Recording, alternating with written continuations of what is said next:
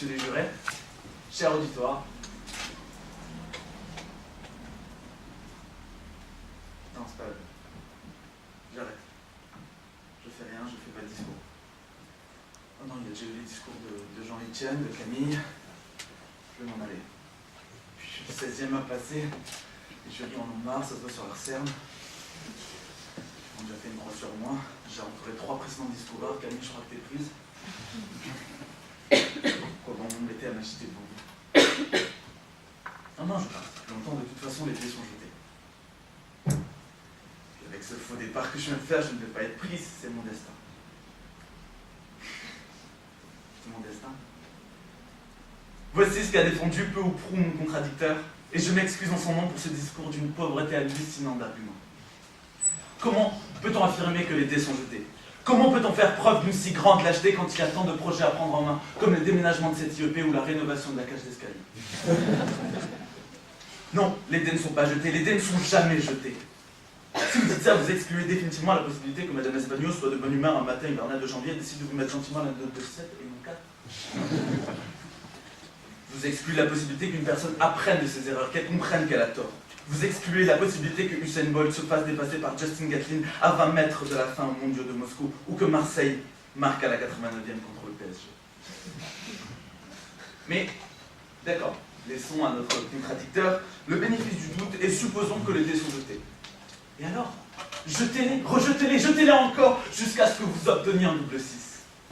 Quelle est cette attitude, cher contradicteur, misérabiliste, médiocre que d'affirmer des conclusions hâtives après un seul tir? Est-ce à dire alors que personne n'a droit à une seconde chance? Qu'une expérience prime sur l'essence? Alors c'est ça, monsieur, vous sanctionnez au premier abord sans apprendre à connaître une personne d'abord. Vous êtes comme les juges du Texas qui vont plutôt inculper un noir américain et non un blanc. C'est ça, monsieur, donc vous soutenez la peine de mort, c'est ça, monsieur! Puis de toute façon, pour vous, contradicteur, il est facile de dire que les dés sont jetés étant donné que vous avez jeté en premier. Hein. Mais moi je secoue encore mes dés, et dans cette situation, vous ne voulez en aucun cas. Ah, l'hypocrisie dont vous faites preuve. Lorsque vous sortiez vos démons sur fond d'idées bradées du début à la débâcle, les dés n'étaient point jetés, mais dès votre départ de cette scène des idées, vous vous pavaniez car votre argument avait de l'intérêt étant donné que vous aviez jeté vos dés, tritus écrits après avoir décuvé. Mais rassurez-vous, cher public, les débits de paroles de ce genre sont fréquents mais ne sont pas les seuls. Certains discours sont indélébiles. Prenez Martin Luther King, a-t-il jeté ses dés? Non, vous n'en avez aucune idée. Ces dés à lui sont constamment secoués face aux conséquences de ces mots riches d'idées qui irritent toutes les générations de l'aîné au cadet. Martin Luther King n'a pas jeté ses dés, car son discours résonne toujours dans nos esprits débridés et nos cédés. Ou alors, il s'agirait d'imaginer, cher contradicteur, que l'idéal de Martin Luther King est atteint. Dans ce cas, permettez-moi de vous dire que votre discernement est bridé, car les mots du maître des libertés ont encore aujourd'hui un sens lorsque l'on écoute les débats sur l'égalité entre noirs et blancs. Et aussi les personnes bridées, tenez, car le discours de Martin Luther King dépasse même ce qu'il imaginait.